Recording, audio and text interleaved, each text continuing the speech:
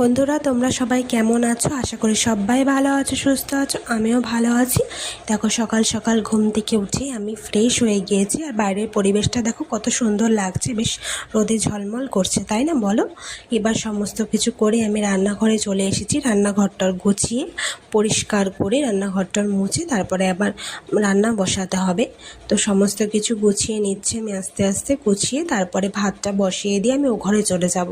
এবার এই দেখো আমি ও ঘরে এসেছি, আর এসে দেখো কি অবস্থা, দেখো একজন খাটের ওপর বসে রয়েছে আর একজনকে দেখবে ওই দেখো নিচে দাঁড়িয়ে আছে। ওরা ভাবে সবসময় ওদের কাছে আমাকে বসে থাকতে হবে, সেটা কি সম্ভব বলো?